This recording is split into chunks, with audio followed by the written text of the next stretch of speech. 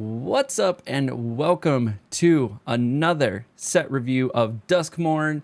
This time we're covering all the black cards in this set. We're going to cover the common, the uncommon, the rare, and the mythic cards going in ascending order in CMC costs. We're going to share our opinions on should you draft it? Is it better and constructed? Do I like the art? I'm a big fan of 80s horror movies. And this is the third video in the series. I'm doing this in order of the colors on the back of the card. So we've gone white, then blue. Now we're into black, and we're exploring some of our fears along the way. So if we run into one of your fears in this video, timestamp it, put a comment below. I'd love to see what fears we're running into. I'm exploring my fears, but I love the art. I love the whole theme of this 80s horror films thing going on. And really enjoying talking through the set. This is my first set review done of any Magic the Gathering set.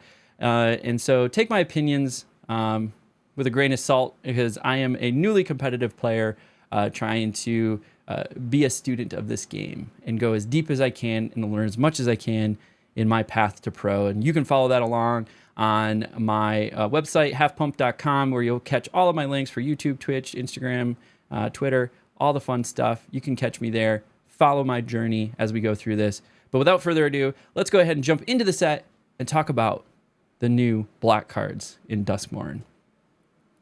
First up is in common color at 1 CMC is Fear of Lost Teeth. And some of these arts strike a little harder than others, and this is one of those. The Hyperdontia, which is really close to that fear of holes thing that we were talking about earlier. It's just a bunch of little things clustered together. It makes me feel a little creepy. So this one kind of creeps me out in general.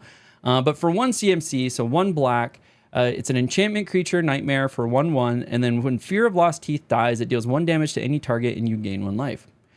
This would definitely be a card I would consider drafting. It's on curve for 1/1. If it dies, I get to ping something. It's also an enchantment, something that we're going to want to pay attention to that we've seen in the other sets. Their enchantments are really, really common, so there's an opportunity to find good synergies with the enchantments. Is there any cards with the Fear of Heights? We've gone over the Fear of Falling in blue so far, but I have not ran into the Fear of Heights yet. But we will be on the lookout for that one. So overall, I think I would draft this one.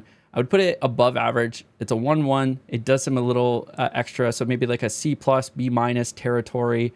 The fact that you can ping any target might bring it up a little bit stronger B area, so don't mind that too much. So yeah, this is a strong card. Definitely would draft that because you could ping off a token. You could ping off, I've seen some 3/1 cards out there, 2/1 cards. So you can definitely get rid of some stuff with it as on its way out. Next up is Final Vengeance. Actually, we didn't talk about how many cards. We got 15 colors or 15 cards in common here. Next up is Final Vengeance. It's 1 CMC, so 1 black sorcery. As an additional cost to cast this spell, sacrifice a creature and enchantment, exile target creature. So a little bit. I mean, this is solid removal. I would solid removal in draft, especially if you have tokens of any kind. Maybe you had an ETB room enchantment that you played, and like you already got the effect for it, and it's just sitting there. So you could sacrifice it, pay 1 mana, and exile target creature. So this is definitely a potential draftable card for me. I'd put it above average because of the cost, so 1 cost CMC, but sacrifice something that's unimportant on your board. It could definitely help sway the game for you. So definitely draftable. We could potentially see it in some constructed, especially in those enchantment decks. I think we're going to see some really interesting enchantment decks coming out in standard because of this set. You'll see the enchantments are a theme here, so something to pay attention to. Next up is Bale Merc Leech, 2 CMC, 1 colorless, 1 black creature, and it's a leech type. For 2/2, so good foundational average price. It does have Eerie, so whenever an enchantment you control enters and whenever you fully unlock a room, each opponent loses 1 life. So this what also leads me to, we talked about this a little bit, is there are already a lot of enchantment slash aura commander decks out there. So a card like this would go really well into that sort of commander deck, because you're just playing a bunch of enchantments, and each opponent is losing 1 life. So every enchantment you're playing, they're just losing a life, losing a life, losing a life, and then it starts to become a threat. You know, you get to 2, 3, 4 life lost. People are like, I got to do something about this. I got to go waste a removal spell on a 2/2. So it's definitely interesting. Is it draftable? If you're doing a heavy enchantment hand, potentially. You know, 2 for 2, an average body to put out there. Plus, if you're laying other enchantments, they're just slowly losing life. I wouldn't put it as a high priority, so slightly above average, like a C+ card. Next up is Given to Violence. It's a 2 colorless, 2 CMC, 1 colorless, 1 black, instant. Target creature gets +2/+2 and gains lifelink until end of turn. Nice little combat trick. Definitely draft combat tricks. My general rule of thumb is I like to have 2 or 3 spot removals and then 2 or 3 combat tricks in addition to whatever my game plan is. That helps me get around some scenarios. That helps me to kind of smooth out, you know, hey, maybe they put a big old flyer in the air and there's nothing I can do about it. So having that point removal is really nice. Or putting a combat trick out there. This one gaining some life and making it a +2/+2 is definitely a good combat trick or removal trick. So I would draft this if I was looking for, if I didn't have a card that really fit into my game plan, but I'm starting to look at a combat trick or a removal. This is a grab. So I would rate it above average, maybe like a B-. Yeah. Next up is Innocuous Rat. 2 CMC, 1 colorless, 1 black. Creature, rat. When Innocuous Rat dies, Manifest Dread. So as a reminder, if you didn't catch the other videos, Manifest Dread means look at the top 2 cards of your library, put 1 onto the battlefield face down as a 2/2 creature, and the other into your graveyard. Turn it face up anytime for its mana cost if it's a creature card. So I think Manifest Dread decks are also going to be something that we see in Constructed, but it could also be a game plan because I'm seeing enough of it in Draft as well. But 2 mana for a 1/1, plus you get a 2/2, so it's essentially functionally a 3/3 for 2 mana, and potentially drawing another card that you're looking for, so it allows you to look at those couple cards. I would say it's above average. This is a B. Love the rat. Yeah, the rat looks definitely interesting. The art is interesting. I thought these were spikes, but they're more like tendrils coming off the rat, like spindly, like sticky tendrils stuck to the rat. That's I thought they were spikes at first. This one's creepy. Winter's Intervention. So we got the old slasher trope going on. We got the butcher, and then the kids got him with the old bear trap, so that the butcher couldn't get him. But Winter's Intervention is a 2 CMC, 1 colorless, 1 black instant. Winter's Intervention deals 2 damage to target creature. You gain 2 life. So again, this is what I would consider sort of spot removal. Something I would put in that 2 or 3 removal category for me. 2 mana to do 2 damage to something, and I gain 2 life. So especially slowing down the curve early game. There's a lot of data ran recently, or not recently, it's been out for a while, that says like paying or playing all of your mana every turn in draft, it like increases your win percentage significantly. So having something you can play on curve or mess up their curve is also really nice. So this would definitely be a removal I'd keep my eye out for in draft. In Constructed, we could potentially see it. It's just a 2 mana, 2 damage, gain 2 life. So maybe if you need a way to gain life to trigger something, this could also play into a synergy there. Next up is Appendage Amalgam. Ugh. That's kind of gross. It's kind of gross. I don't know what's going on there. It kind of reminds me of like a Silent Hill type thing. I don't know if anybody here has played Silent Hill games, but it kind of reminds me of that. But 3 mana, CMC, 2 colorless, 1 black. It's an enchantment creature horror for as a 3/2. So base level, it's like slightly below average as far as power and toughness, but it does have flash. So I would say that kind of brings it up over average, because being able to flash in a card as a defensive mechanism is always really nice. And then at an end step to burn up the mana that you might have left up is also nice. So whenever appendage amalgam attacks, surveil 1. So if you are looking for ways to put things into the graveyard, this is going to help. So this is definitely going to work with a synergy deck, some sort of rebirth deck that you're trying to build. Would I draft it 3/2 for 3 with flash? I mean, it's going to be a lower on the priority list for me. I would rate the card probably like a C+ or a B-. So it's not like I'm hungry to grab it. Yeah, the flash is a really nice combat trick for the blocking for sure. Next up is Cracked Skull. I do like the art on that one. They got like a bandage with a belt and thing going on here. 3 CMC, enchantment aura. When Cracked Skull enters, look at target player's hand. You may choose a non-land card from it. That player discards that card. When enchanted creature is dealt damage, destroy it. Interesting. So you could enchant your opponent's creature, look at their hand, remove a card, and then ping it 1 damage, and it would die. So that we've already seen some cards that if it dies, it would do 1 damage to any target.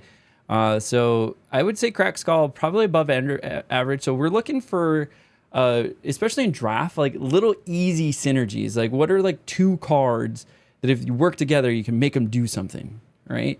And so something like this would work really well with any card that can just ping 1 damage to something, or even you just attack and then something took damage and then now you can kill it. So I would, when enchant creature is dealt damage, actually, I don't know. As far as layers go, I don't know if that would work. I don't know if you can enchant creature after it's taken damage and then it would destroy. That would be an interesting thing to look up. I'm not 100%, but nonetheless, there is ways you could enchant it and then ping it, and there's some nice cheap removal. So those little things are kind of stuff that you're trying to look for in draft. Just really easy combo things. If it starts getting 3-4 layers deep, then you're like, you're not going to be able to reliably make it work. We've seen murder before. We got the old psycho movie trope going on here. You can get, I thought this was a book on this person's head, but it's just like goggles. But you see the knife shadow in the background. 3 CMC, 1 colorless, 2 black, destroy target creature. It's okay cost removal. So if you're looking for removal in draft, I would take it. It's decent to put into a black constructed deck as well. So we'll see some play from murder, obviously. Resurrected Cultist, 3 CMC, 4/1. So about an average, but it don't have any booty on it, so it could die very easily. It has Delirium. This is, I think, the first time I've seen Delirium in my video set here. But Delirium, and it's 4 CMC, 2 colorless, 2 black. Return Resurrected Cultist from your graveyard to the battlefield with a finality counter on it. Activate only if there are 4 or more card types among cards in your graveyard and only as a sorcery. So Delirium is the 4 or more card types among cards in your graveyard and only as a sorcery part. If a creature with a finality counter on it would die, exile it instead. So the Delirium is that whole concept of having 4 different types of card types among cards in your graveyard. Drafting that can be kind of hard because there's no guarantee I'm going to get 4 different card types. So I think this is a strong constructed card to keep an eye on. Oh, yep. All right. Here's a creepy art. Ugh, it's like a clown thing with spikes for arms and spikes for it's like a pseudo spider, but it personified as a person-like creature. Yep, that's sufficiently creepy. Sufficiently creepy. 4 mana, 3/3, 3 black or 3 colorless, 1 black. I don't know if I said the name. Cackling Slasher. 3 colorless, 1 black, 3/3. Creature, human assassin. It has Death Touch, and then when it enters with a 1/1 counter on it, if a creature died this turn. So you could. It's any creature that died. It doesn't say opponent creature, your creature. So if a creature dies, then you could play it as a 4/4 with Death Touch. I could see that playing out in construct or in limited formats. So I wouldn't steer away from it by any means in limited, because Death Touch is really nice. 4/4 for 4 is a good cost. So I'd put it slightly, or I'd put it pretty good above average, maybe like a B. I'm not going to be chomping at the bit to snag it, but it would definitely find a place. It's a lower on the cost. It's not like a 5 or a 6 drop, so it is 4 drop. Decent body plus the Death Touch is going to block anything small and kill it right away. Next up is Fanatic of the Harrowing. Is a 4 CMC, 3 colorless, 1 black. It's a creature human cleric as a 2/2. And then when a Fanatic of the Harrowing enters, each player discards a card. If you discarded a card this way, draw a card. So it gives you some card recursion. Maybe you don't like a card in your hand, you just need an extra draw. I wouldn't be, again, chomping at the bit to draft this one. I think the power and toughness are maybe a little too weak. If it was like a 2/3, I think it would bring it up to like average value. But as a 4 mana 2/2, I would say this is a below average card. It does seem fun, but I would say it's a little bit below average because of the cost and then power and toughness for it. Make it just die, because as a 2/2, it's gonna die to pretty much all these like low cost creatures that anybody has. It only has an ETB effect, so it's not like a consistent effect or anything like that. So I think it's a below average cost. Like there's definitely ways to make this card better and really playable, but as it stands, I would say it's below average. Not something I'm really be chomping at the bit to draft or put in a constructed deck. Next up is Fear of the Dark. It is we've run into one of our fears, so if you are scared of the dark, let me know. I was terrified of the dark growing up. Like, it was a game to my brother where he would run over, and so our bedroom was in the basement. I had to have the door open so that the light from the laundry room would shine into the room and like light up the room a little bit. Like, it didn't shine all the way across the room to where our beds were. It shined in at like an angle and like hit a wall and like, you know, gave the room a nice little glow, right? Well, my brother tormenting me, I was the older brother, so it was one of the ways that he could get back at me. Is he would shut the door and it would be pitch black because we're in the basement, and I'd just scream bloody murder. Or he would run out there and like click off the light in the laundry room and just screaming bloody murder. I was absolutely terrified of the dark growing up. And like, you know, we're talking kid. I'm like 6, 7. So me screaming is just this high pitched squeal. It's not a manly scream in any way, right? Like, it's just like, it's the highest pitched thing that you can do. But yes, I was absolutely terrified of the dark growing up. Now I want it pitch black when I sleep. So I've gotten over that. But yeah, absolutely terrified of the dark. So this is Fear of the Dark is a 5 CMC, 4 colorless, 1 black, 5/5. So nice, strong base, foundational, 5/5 for 5. And then when it attacks, if defending player controls no glimmer creatures, it gains menace and death touch intended. Interesting. So this is just like a counter to glimmer creatures. And gains menace and death touch. So if you don't have any glimmer creatures out there, you're just getting wrecked by this thing every turn. Or it's whenever it attacks. So it's just when it attacks, it has menace and death touch. So essentially, if you have to double block this, then both of those things are dying, which is nuts. So this is a nice little, I think, bomb to put out there if people aren't generating Glimmer decks, but it's pretty hard counter to Glimmer. So what you might actually see this in and make more sense is in Constructed, because I don't think you're going to see people just like building Glimmer decks, right? Maybe there is some good Glimmer synergy, but in Constructed, we're obviously going to run into a lot of decks that don't have Glimmer creatures. So throwing down a 5/5 for 5 that has Menace and Death Touch, that's an overvalue card. So I would think nice and strong and Constructed. Might be a little hard to play in this format because I think a lot of stuff is making Glimmer creatures. But could be a decent bomb for you.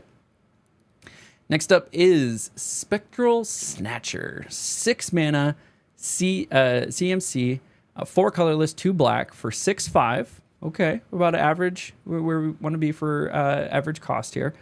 Creature Spirit, it has Ward, discard a card. So if you want to target this to destroy it, you have to discard a card. It's also Swamp Cycling. So this might again be something that we throw into like a Living End deck.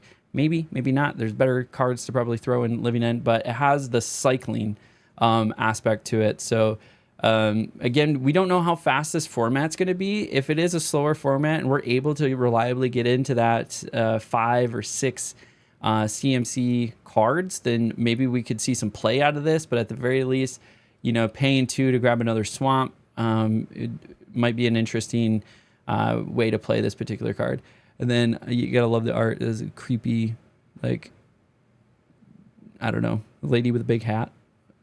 Reminds me of like House on the Haunted Hill type stuff. So maybe draft if you need a big body. But you could probably see it in some older formats of constructed play.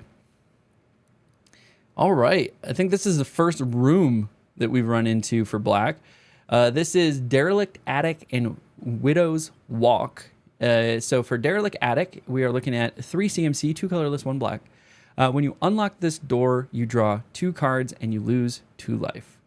And then Widow's Walk is 4 CMC, 3 colorless, 1 black. Whenever a creature you control attacks alone, it gets +1 and +0 and gains Death Touch until end of turn.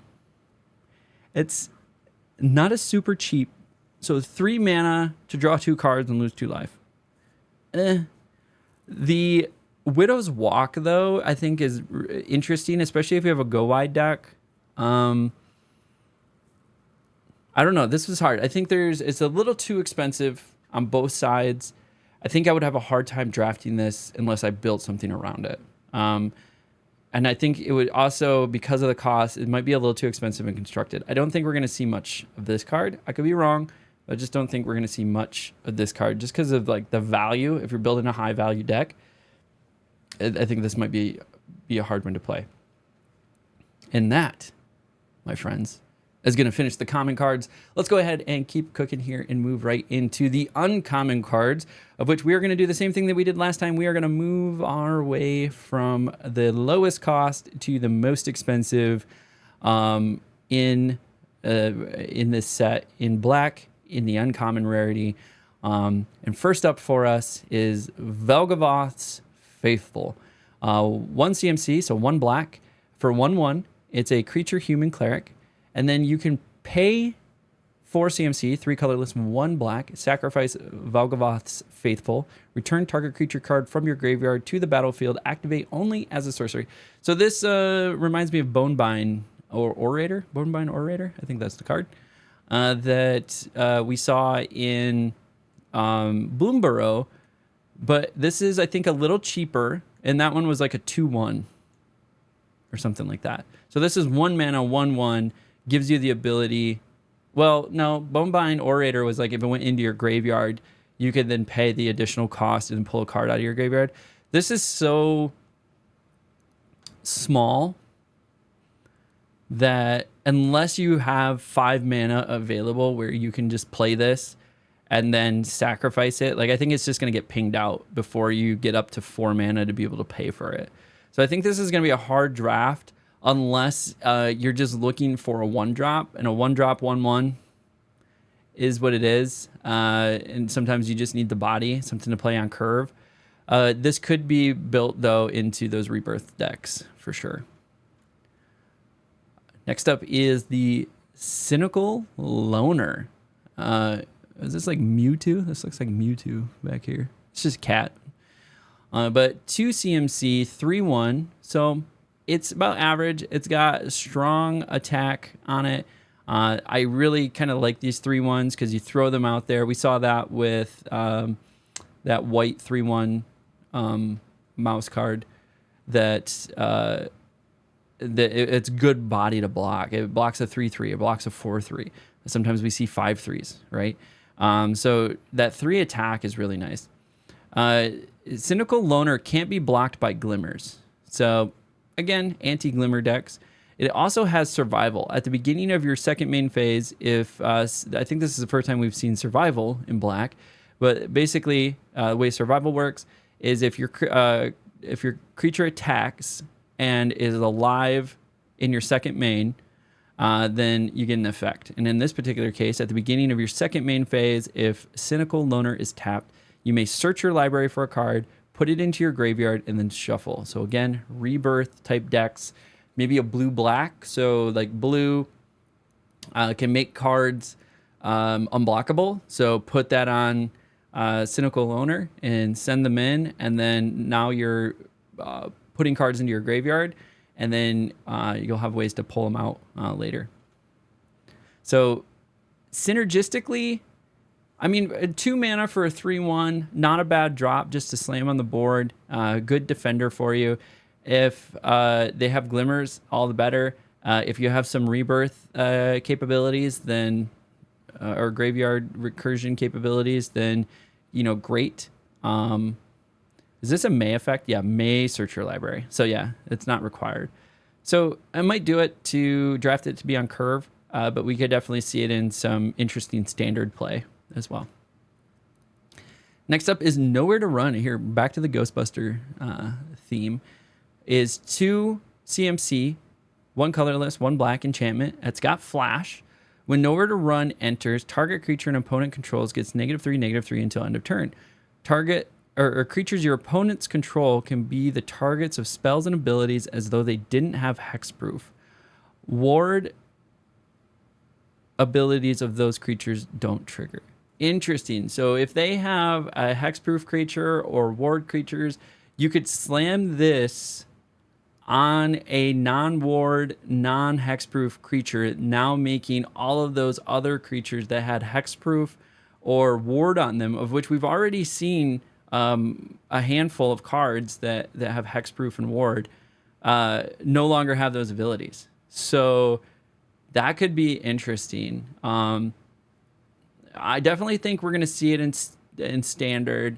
Potentially, it's a good play. It is a 2 mana 3/3 removal, so it is something to consider there. Even if it's a 5/5, right? You throw that on there. Now it's a 2/2, and then you block it with a 2/3, and you can kill it.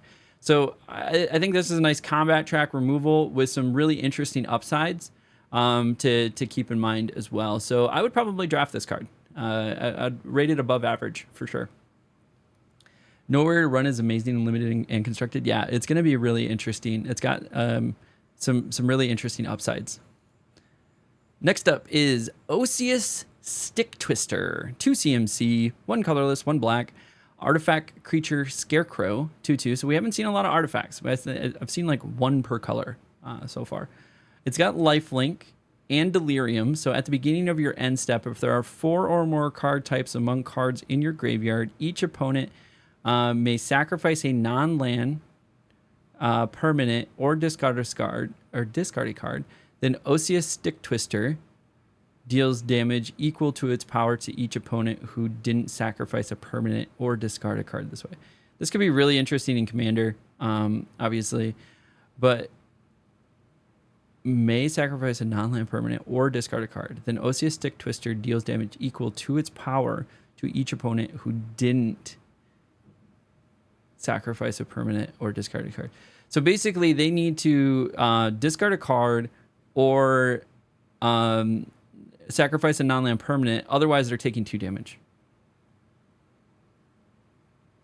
So 2 mana, 2/2 with lifelink and some interesting upside.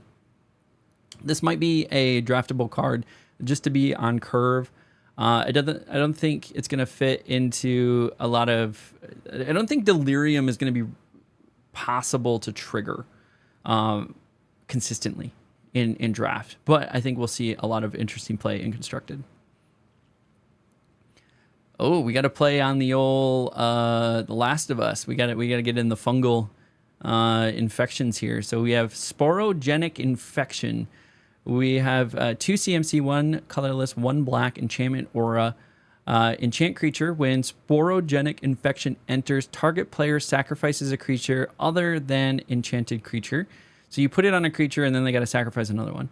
And then when enchanted creature is dealt damage, destroy it. So this could be really interesting. So say they have 2 creatures out, one's big, one's small. Put this on the small creature. They have to sacrifice the big one. And then any damage the little one takes is just going to make it die.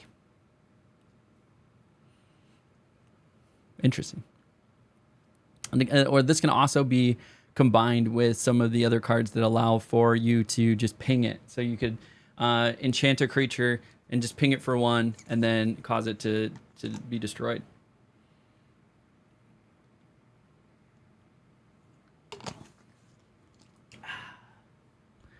Gotta stay hydrated, friends. All right, next up. Commune with Evil. 3 CMC, 2 colorless, 1 black. It's a sorcery. Look at the top 4 cards of your library, put 1 of them into your hand, and the rest into your graveyard. You gain 3 life. Again, rebirth decks, constructed decks. I think this could fit in. Decent cost. You get to look at 4 cards, get to put 3 of them in your graveyard, and then 1 in your hand. And gain some life while you want. Do it along the way. I don't know if there's going to be a lot of graveyard recursion decks available and limited. If there is, this is going to be one of those cards that allows you to do hand jam some cards into the graveyard. Like we saw that with the green card that allowed you to put 3 cards or 4 cards in the graveyard, and then if one of those was a squirrel, you gain some life or something like that. I can't remember everything it did, but it allowed you to throw cards, or you got a food token if one of them was a squirrel. So you were able to then get food token and put 3 cards in the graveyard, which was another forage technique. So it was perfect for feeding the forage build. This might be perfect for feeding that recursion, that graveyard recursion build that you're doing. So if that's possible, this is definitely a snag in that scenario. Outside of that, I would probably avoid, and then any other graveyard recursion deck, this might work well in. Like Living End, this would work well in. Killer's Mask. Okay, so we got another artifact here. So 3 CMC, 2 colorless, 1 black. It's an artifact equipment. When Killer's Mask enters, manifest dread, then attach Killer's Mask to that creature. Equipped creature has menace. So basically, it just forces you to manifest dread and has menace. Other than that, it's a 2 colorless to just give a creature menace to change the equipment. So essentially, it's a 3 mana 2/2 with menace. Average. I wouldn't say it's too crazy. If there's any decks that are like that Valiant deck where you need to target a creature, then having an equip cost to be able to move the card around is really nice. But I haven't seen anything like that yet. So as of now, I would say this is sort of a below average card unless you're doing a Manifest Dread solution. So the Popular Egotist. Yeah, Killer Mask ain't that killer. There you go. We need more puns in here. Popular Egotist, 3 CMC, 2 colorless, 1 black. It's a 3/2 creature human rogue. You can pay 2, sacrifice another creature or enchantment. Popular Egotist gains indestructible until the end of the turn. Tap it. Whenever you sacrifice a permanent, target opponent loses 1 life and you gain 1 life. I'd say this is above average card.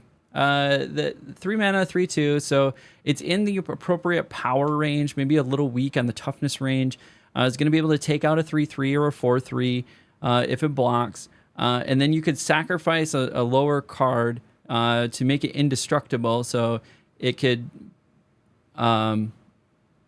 block and then sacrifice. It will tap it, but it will still block and do the damage. And then whenever I sacrifice a permanent, a target opponent loses 1 life and you gain a life. So I would say above average card. This would be something I'd keep my eye on for draft as well. Next up is Withering Torment. I think the art's kind of funny in this one. But Withering Torment, 3 CMC, 2 colorless, 1 black. It's an instant, destroy target creature or enchantment, you lose 2 life.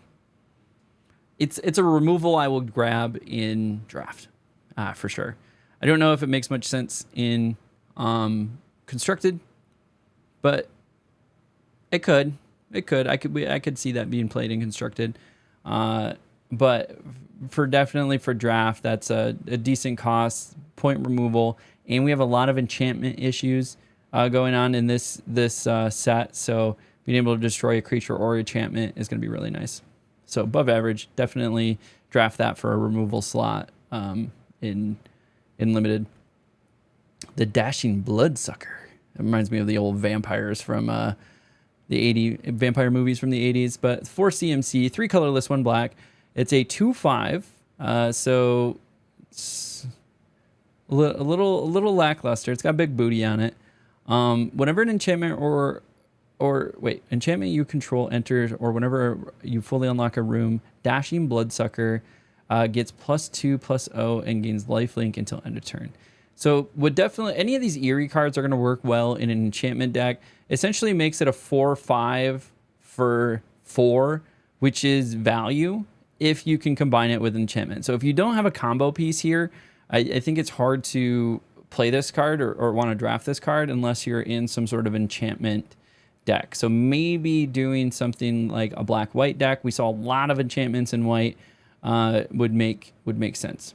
And a potential synergy there. Outside of that, I don't see it being played in constructed very much, unless again you're doing an enchantment deck. And I'm very excited to see what sort of enchantment decks people make based off of this set, because it is definitely buffing up the amount of enchantments we're seeing. All right, we got Let's Play a Game, the old good. Why am I drawing a blank? Saw movies. Let's play a game. Maybe I can do it better now that I've been talking for 3 hours. Let's play a game. No? Yeah? No, that was bad. Okay, 4 CMC, 3 colorless, 1 black. Sorcery, it's got Delirium, so you need 4 or more card types in your graveyard. And then you can choose one. Creatures your opponent control get -1/-1 until end of turn. Each opponent discards 2 cards. Each opponent loses 3 life and you gain 3 life. So, I mean, there was a card like this in Bloomborough. It was a green card that required you to have 4 different types in your graveyard, and I found it pretty difficult. Like, creatures were pretty easy, instants were pretty easy. Sometimes you had sorceries, but then it was like, it was like there wasn't a lot of enchantments to get those in there. Maybe this is a little bit easier because there is so many enchantments. So you have creatures, you have instances, sorceries, and enchantments. So it might be easier to get Delirium than I thought it was. And then there are some artifacts too. So maybe you feather in a few artifacts into your deck if you run into them. But maybe it's a little bit easier than I think to get Delirium. If that's the case,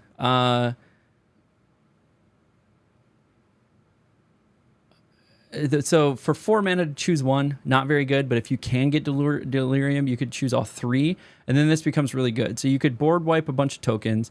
Each opponent discards 2 cards, so you're ripping cards out of their hand. Like, that's detrimental in draft, and then they lose 3 life and you gain 3 life. Like, that's pretty solid. Way overvalue if you have Delirium.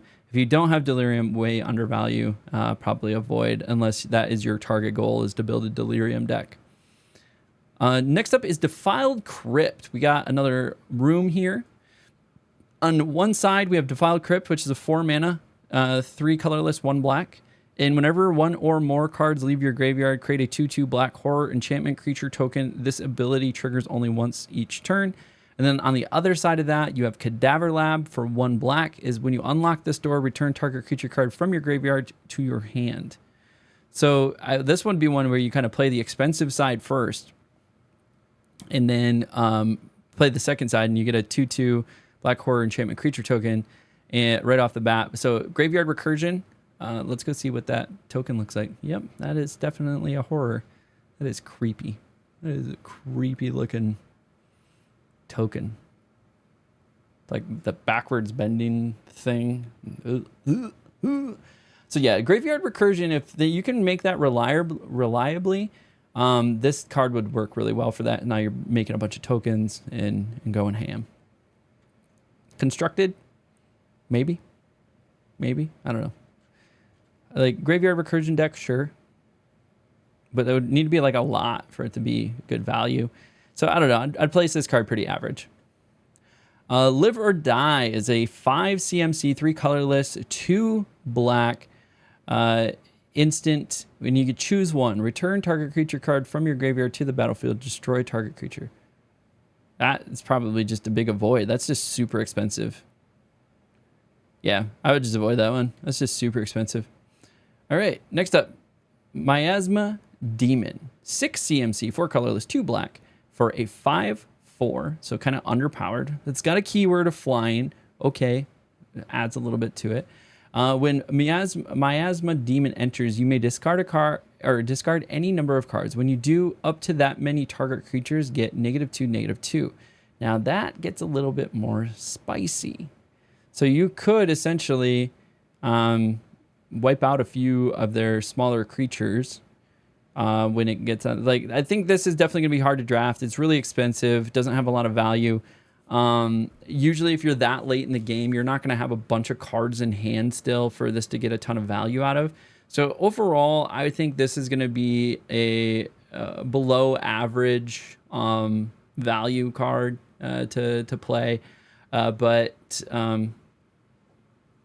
Yeah, I don't know. Just a lot of this doesn't feel very good. Maybe if you have in combination with the blue Tamios, or the blue card that we saw that allowed you to just keep drawing cards and have no card or hand size, that might work well there to do a board wipe.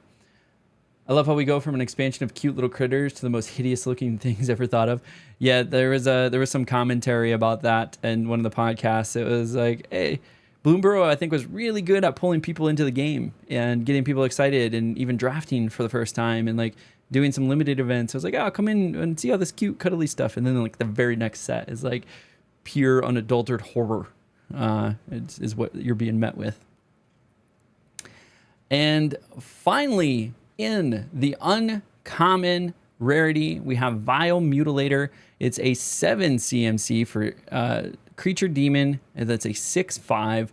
As an additional cost to cast the spell, sacrifice a creature enchantment. It's got 2 keywords, flying and trample. When Vile Mutilator enters, each opponent sacrifices a non-token enchantment, then sacrifices a non-token creature. So it is removal, kills 2 things. Has flying and trample as a 6/5. I think it doesn't have enough protection for like spot removal to be so expensive, and then it's a double removal. I think this would be really hard to get off in a draft in any sort of successful way. Other than there are some cards like in white that give all of your creatures convoke. So maybe if you could convoke this onto the board, then you have some huge value out of it. So if you can build some synergies to make this cheaper, then I would definitely say this is a snag in draft. In constructed, if you do convoke some sort of like convoke thing, this would have to be an original deck, right? To be able to play these big cards for cheaper. That might be a fit there. So that though is going to complete the uncommons. So let's scoot on over to the rares. So we got 8 rares to go through. Again, we are moving from cheapest to most expensive as far as cost goes. First up for us is the whole Mothman, creepy moth. Why are moths so scary and creepy in general? It's like every time I see one, I'm like, this is creepy. Just sitting on my wall. Get out of here. But it's a 2 CMC, 1 colorless, 1 black sorcery. Search your library for a demon card. Reveal it, put it in your hand, then shuffle. It also has delirium, so if you have 4 or more Card types among cards in your graveyard. Instead, search your library for any card, put it into your hand, and then shuffle. I think this would be hard to draft. You don't have a lot of rare slots that you get, so it's going to be a hard to draft card for sure. Might work well in Constructed, though. Next up is Come Back Wrong. Ugh.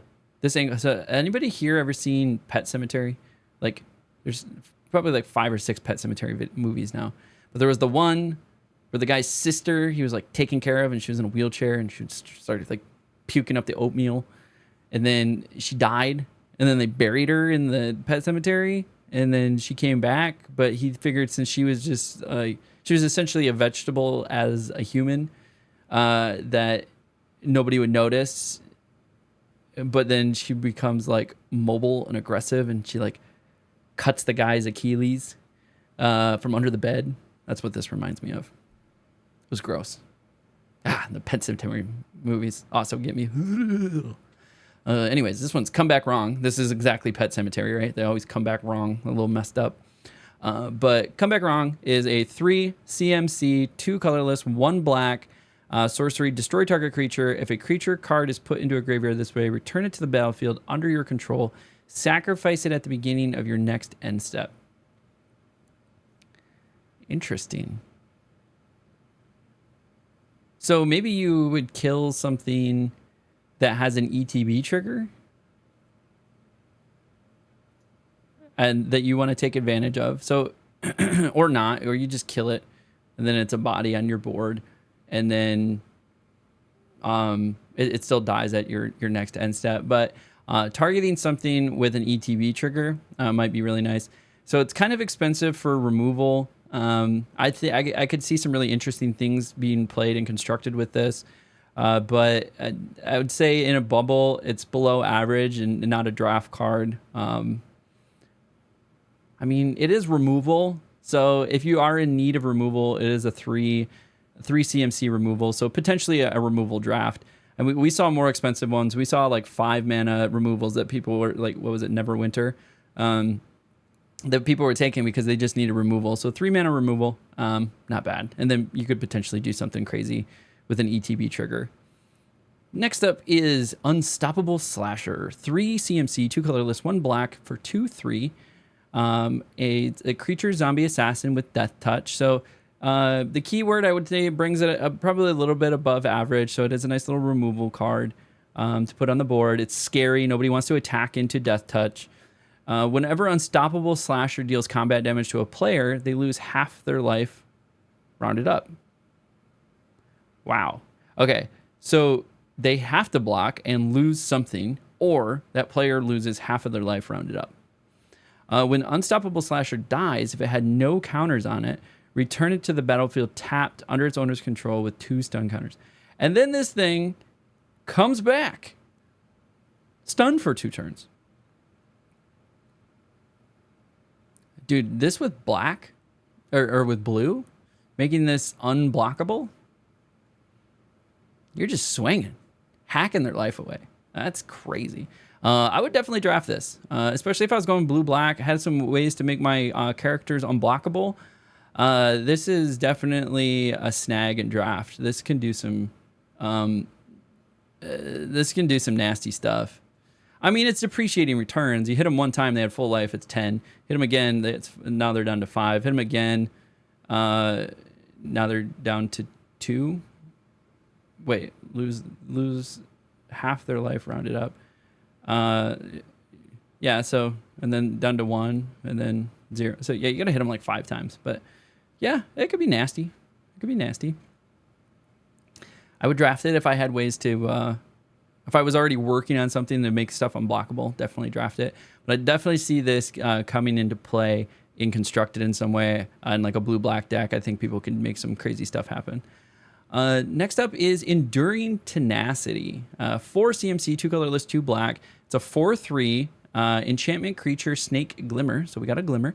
And whenever you gain life, target opponent loses that much life. When Enduring Tenacity dies, if it was a creature, return it to the battlefield under its owner's control. It's now an enchantment. So if it dies, now it just becomes an enchantment. And then whenever you gain life, target opponent loses that much life. So again, a white deck, some sort of life gain deck. Black, white, black, green constructed. We could see this coming in. Would you draft it? I didn't see a ton of like life gain going on. Maybe we'll see more in green going on in white. So I don't know if you get sort of like in Bloomburrow, you had the bats, right? Losing life and gaining life, and you could make some really interesting things happen. I'm not seeing a ton of that going on. So I definitely see value in constructed for this. I think it's going to be a little bit harder to make happen in draft. Here's our black Leyline. So this is Leyline of the Void, 4 CMC, 2 colorless, 2 black, enchantment. If it's in your opening hand, you may begin the game with it on the battlefield. If a card would be put into an opponent's graveyard from anywhere, exile it instead. So we know Leyline of the Void. We just got essentially a reprint of it with new art. I actually have a set of 4 of Leyline of the Void here, as I was playing around with the idea of how it might fit into a Mardu energy deck. So I was trying to see if we could do that. But having the Leylines reprinted in a current set, it means we're going to have them for a while. So we could definitely do some really interesting things with Leyline of the Void in constructed. I would have a hard time drafting it.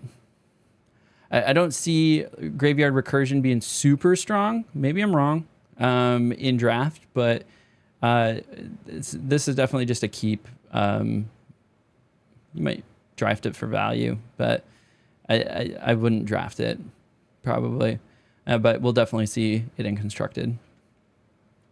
Next up is Grievous Wound. Ooh, see? Some of this art, like I said, is just really realistic. Like, it almost looks like it's just a photo taken. And so some of these are really nice. Grievous Wound is a 5 CMC, 3 colorless, 2 black, enchantment aura, so helps with those enchantment decks. Enchant player. Enchanted player can't gain life. Whenever enchanted player is dealt damage, they lose half their life round. Oh, man. Yeah.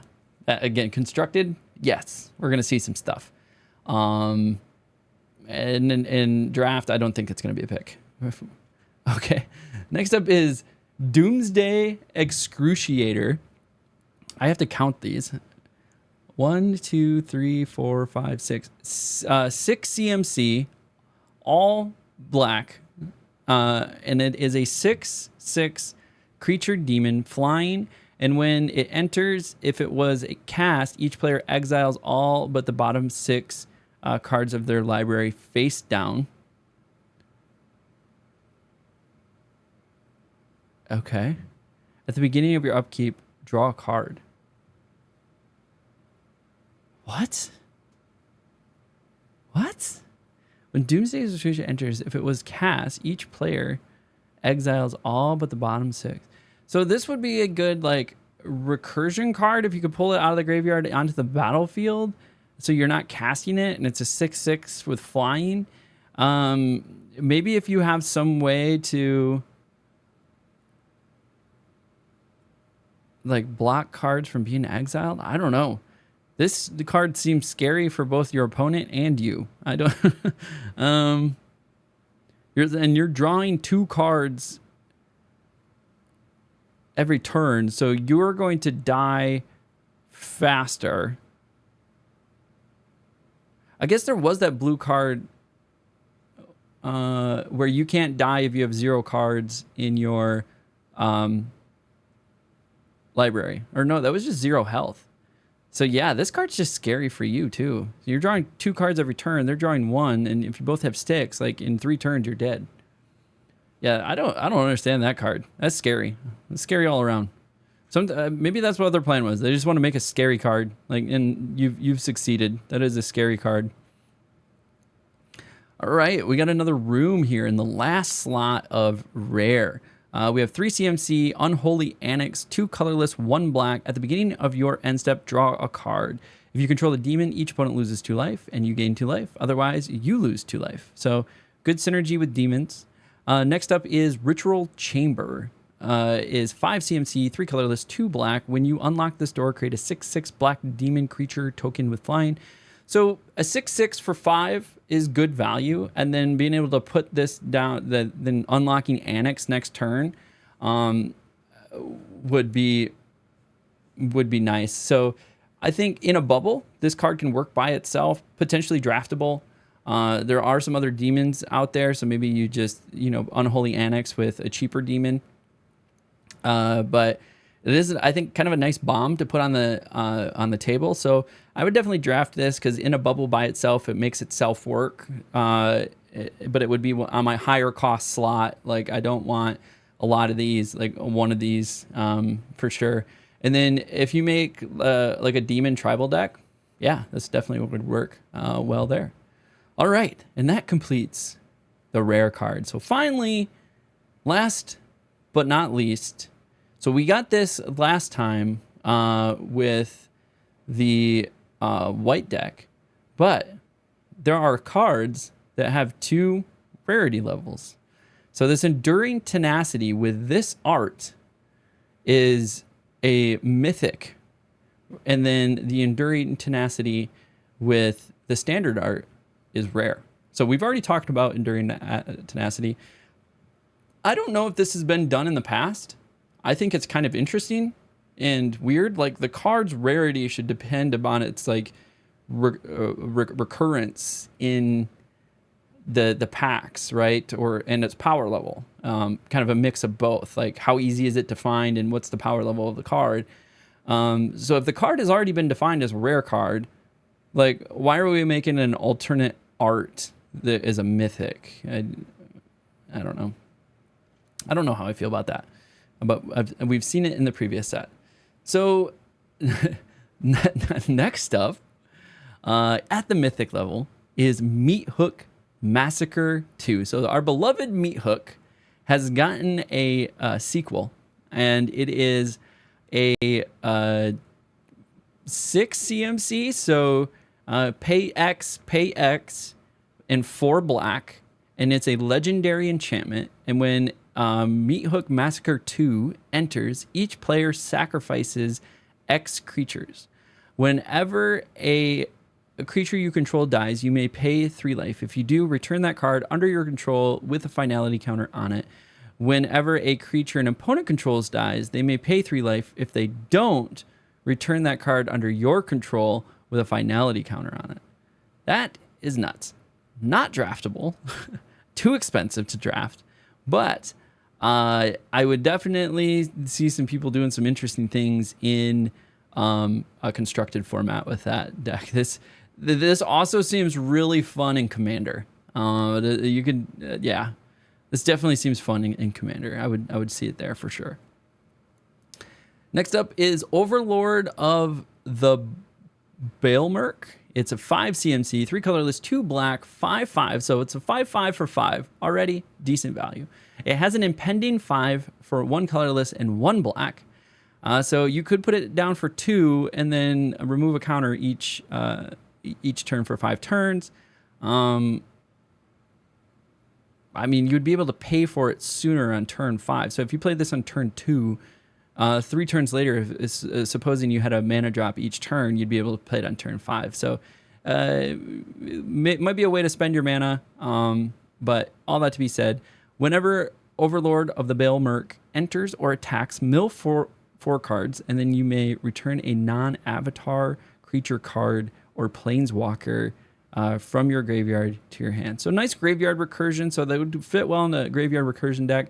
I think it's cheap enough that you could still play it as like a bomb in your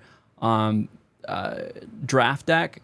And then even then you could play it for a 2 cost. So say you got stuck and you didn't draw any more mana. Hopefully you drew 2, right? And so you could put this down and make your or mill the 4 cards, and then return a non-avatar creature card or planeswalker from the cards from your graveyard to your hand. So it's not just the 4 you milled; it's any cards that are in your graveyard. So that's a good way to pull some up. So potentially, if you're doing graveyard recursion, if you need a big black bomb, then the 5/5 for 5, or even a 5/5 for 2 that gives you a mill effect, is pretty interesting. Next up, we have Velgavoth Terror Eater. This is a 9 CMC, so the most expensive one we've seen so far. So 6 colorless and 3 black for a 9/9. So good value. We got some keywords, flying and lifelink. All right, value's gone up. It also has ward, sacrifice 3 non-land permanents. Okay, yeah, I mean, that makes it really hard to attack you, because if they're attacking you, they're going to destroy your cards. So already I'm saying constructed. This is going to go in constructed. This could potentially go into a draft deck, especially if it's there's the white card that makes things your creatures convoke, so you can make it much cheaper to actually pay for this. But let's continue. If a card you didn't control would be put into an opponent's graveyard from anywhere, exile it instead. All right, so we got the exile effect. During your turn, you may play cards exiled with Velgavoth. If you cast spells this way, pay life equal to its mana cost rather than pay its mana cost. This card is just incredibly powerful. I definitely see Commander potentially building a constructed deck around it, like a black-white, some way to convoke, make it cheaper, or some graveyard recursion, some way to pull it out of the graveyard and put it onto the battlefield is going to be another way to play this. So Velgavoth is going to be scary, I think, in constructed formats. It might just be too expensive and too out of reach for draft, though. Finally, in our last slot of Mythic for Black, is we have Funeral Room and Awakening Hall. Funeral Room is 3 CMC, 2 colorless, 1 black. And it says, whenever a creature you control dies, each opponent loses 1 life and you gain 1 life. Okay, pretty solid, pretty solid. Awakening Hall is 8 CMC. When you unlock this door, return all creature cards from your graveyard to the battlefield. That's insane. Again, black-white, if you could, well, that's a room. I think it was just creatures get convoke. But there are cards that are cheaper than 8 to allow you to unlock specific rooms. So if you're building a very specific, like again, they're constructed enchantment deck, so you can do some really interesting things with rooms. And I think we're going to see some really interesting enchantment decks. Constructed, this might just be too expensive to get any value out of, other than maybe the 3 mana side. If I just need an enchantment count to like buff some stuff, maybe slapping that down on the table, and then you could stumble your way across Awakening Hall at some point. But yeah, I think anything in the 1, 2, or 3 slot for an enchantment, for just an enchantment count, if you're making an enchantment deck, might actually end up working out. So maybe drafting that. I think it would be kind of a hard draft though, but I definitely see constructed. So with that, we have completed our set review for Duskmourn for Black. We covered common, uncommon, rare, and mythic level cards, and shared some of my opinions on the art, our fears, our loves in life, and whether or not they might work in draft or constructed or maybe commander. If you're enjoying this series, feel free to hit that like, that subscribe button. It means a ton, helps the channel a lot. It's free, it costs nothing. If you like Magic the Gathering, that's what this channel's about. You're going to catch more Magic the Gathering content. We do things like vlogs on regional championship qualifier tournament days. We do in-person draft reviews. We're doing bronze to mythic runs on Arena, or at least trying. And we just started a whole new set review series. And so I really do appreciate all the support, everybody hanging out with me and liking and following along and doing all the fun stuff. If you want more of me, you can just go to halfpump.com, catch all my links. But until next time, as we always do, we'll catch you at the table.